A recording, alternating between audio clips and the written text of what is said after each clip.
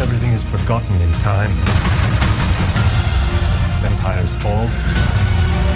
So do emperors. This is war! Real war! Alright, back again with another movie review. This time it's Gladiator 2, directed by Ridley Scott, starring Denzel Washington, Pedro Pascal, Connie Nielsen, and Paul Mescal? Is that how you say his name? I don't know. I'm not quite too sure how to say his name. But yeah, this is the follow-up to the legendary Gladiator film that came out in 2000. I saw this last week. I'm finally getting a chance to record my thoughts on it. It currently is sitting at a 6.9 out of 10 on IMDb. And Rotten Tomatoes, it's on 72% on Rotten Tomatoes. I thought it was a very good film. This is another one of those films where a lot of people are questioning, why did they make a sequel to this? And why is it 24 years later we're making a sequel to it? I'm just happy this movie exists at all. Apparently, Ridley Scott has been actively trying to get this made for the last 24 years. He was waiting until he had the right script, is what he was saying. And what's funny about that is that the original Gladiator film in 2000 started filming before they even had a completed script, So they were actually making new lines as they were filming the first Gladiator film. And, it worked out for that film. It won a ton of Oscars. Russell Crowe became a huge star after that. Solidified Ridley Scott's legacy. And, a lot of people say, Ridley Scott is all washed up, so he's over the hill. But this guy is still making banger films. He's, he's already legendary status and he's still making banger films. His last film before this was Napoleon, which I also have a review of that on this channel as well. And I like Napoleon. I know a lot of people didn't because of its historical inaccuracies, which is silly. It's not a documentary, it's a movie. And same thing in Gladiator. A lot of people complained in Gladiator 2 that there was no sharks in the Colosseum. It's who cares? It's a fucking movie, dude. It's not a documentary of ancient Rome. This movie feels like it moves at a faster pace than the original Gladiator. I feel like in that first Gladiator movie, we are meandering in certain areas, when he first gets to the first Colosseum area, and he's like, "Are you not entertained?" We're in that area in that movie for 15, 20 minutes. It feels like you're just with the slaves in that first Colosseum area for the longest time. And in this new movie, Gladiator 2, you go back to that same location, but you just get an action sequence, and we're on to the next location. We're going to Rome. You know what I'm saying? They don't dwell in the areas that we've already been in the previous movie. It feels like they just want to get to the action, to the climax, to the third act of this film, which is the Roman Colosseum and all the good stuff, all the good action. Lots of action in this movie. I feel like maybe even some better action than the first movie. I really enjoyed my time with Gladiator 2. And I like it more the more I think about the movie. And I really want to go back and rewatch it over and over. You know what I'm saying? Definitely want to watch it back to back with the first Gladiator film. It was quite the risk to make this film, considering how beloved the first Gladiator film is. I don't have many negative things about this film. Maybe that it moves a little quickly. Maybe. But still, all the performances were great. Soundtrack was great, and they even throw nods to the original Gladiator theme from the first movie, and they actually end the movie with the same motif and stuff like that. The movie looks fantastic. I saw it in the Dolby Digital screen, so it looked great, sounded good. Definitely deserves to be watched on a big screen.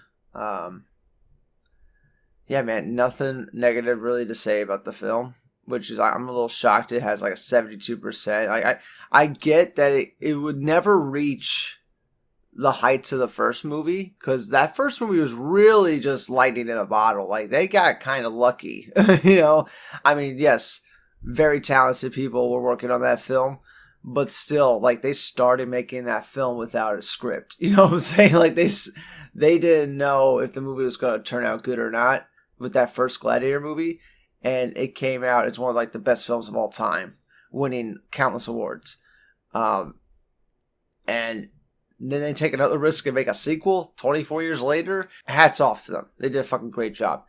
The bad guys in this movie, the emperors, the new emperors, which, you know, I like that they just moved on to, like, the new emperors, and we didn't really get much of a backstory as to how they became emperors. Like, we don't really need to know.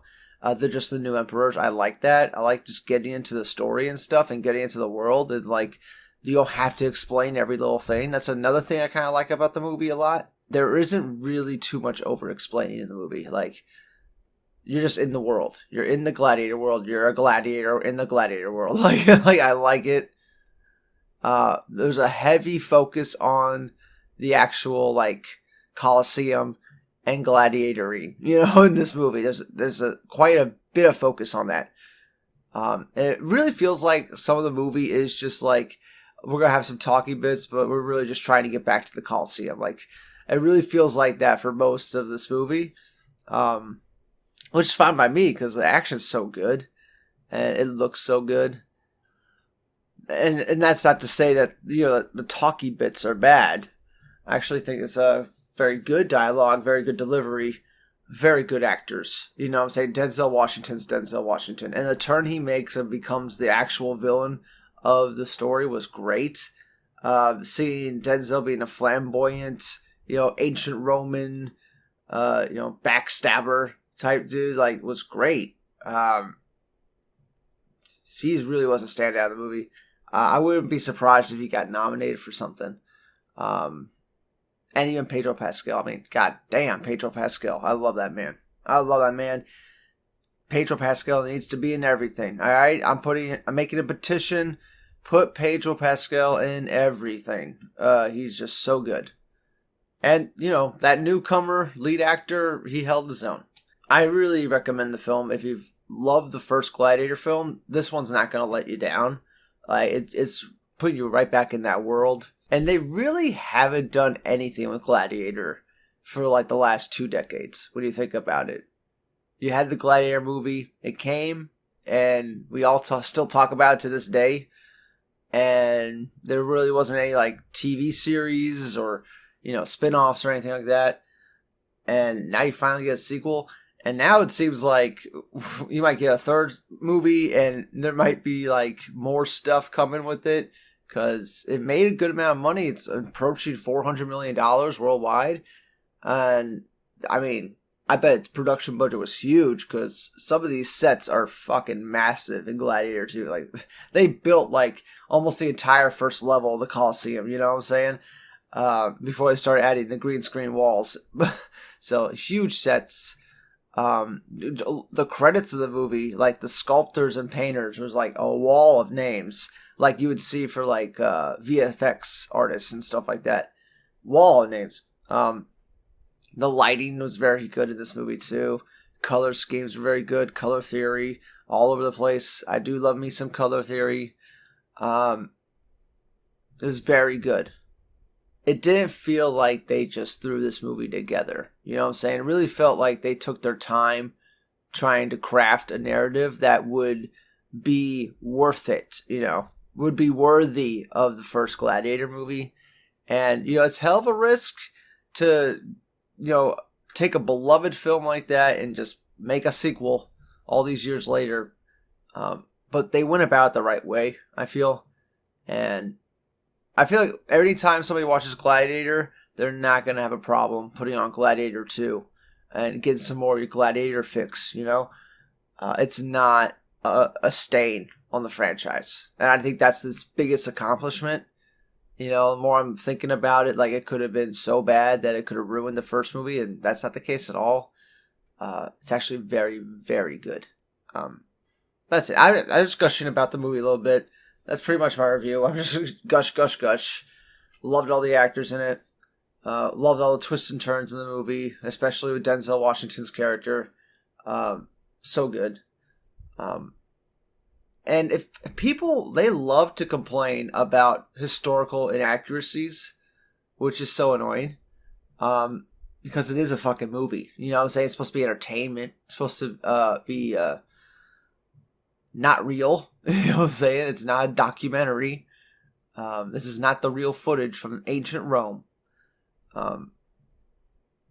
But even still, you could tell Ridley Scott has a reverence for history. The guy makes Napoleon. He makes Gladiator. He makes The Last Duel, which was fucking excellent. Oh my god, if you haven't seen The Last Duel, watch that. It's another Ridley Scott epic fucking film. About, fucking, the Middle Ages, you know what I'm saying? Like, oh, The Kingdom of Heaven. Excellent film. The Kingdom of Heaven director's cut is one of Ridley Scott's best. He also did Exodus, Gods and Kings. Like, he does have a reverence for history and stuff like that. But that doesn't mean he's a slave to history. He's not going to do every little detail and like, we gotta get this little detail. Is it the right button on his fucking lapel? Like, he doesn't concern himself with that. He concerns himself with what's going to make the best story. And that's what I appreciate about Ridley Scott a lot. And this guy is still in his prime. Like, he might be very old. He might kick the bucket soon. We don't know how many films he has left, but he is just going to keep making bangers after bangers. The best movies he could possibly make. And I say keep giving him money to do it. You know what I'm saying? Keep doing it. Keep going, Ridley Scott. I want more. I mean, fuck, if Napoleon is considered a bad film for you, like, you know what I'm saying? Like, keep making them. You know what I'm saying? Because most directors, would love to have Napoleon on their, filmography, right? But since, as Ridley Scott's name, that movie definitely got kicked around a little bit. Gladiator 2 even.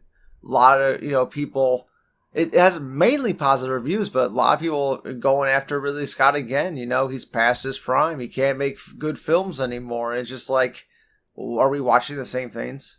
He made The Last Duel. That was very recent. And that was very, very good. Gladiator 2, very, very, very good. Like, I don't know. I'm a big fan of Ridley Scott. He ain't perfect. He's definitely made some stinkers in his time, but when he hits, it hits hard and it hits good, and it's films that stand the test of time and last forever. And maybe Gladiator 2, that's the next test we need. We need to see if Gladiator 2 stands the test of time like the first movie. I don't feel like it will as much, but I still enjoyed it a lot. That's my piece on it. Is it better than the first movie? No. Rarely do sequels surpass, the first movie. But is it worthy of the Gladiator name? Is it worthy to be attached to the franchise? Absolutely. Absolutely. If you love that first movie, there's no reason why you shouldn't like this next movie. You know what I'm saying? There's no reason to hate it. Like, it's fucking beautiful. It's a beautiful film. Love it. That's all I gotta say about it for now.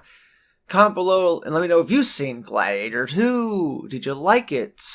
Did you hate it? Are you one of these people that think it's Denzel was too feminine in it? It was too prissy. You know what I'm saying? Like I just don't get the anti-woke fucking drones on YouTube that they talk about like Denzel's character was too feminine in this movie. It's like, have you seen ancient Rome? Everybody was like bi back then. Everybody slept with everybody.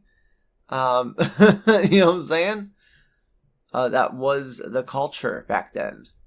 Get with the culture of ancient Rome. You know what I'm saying?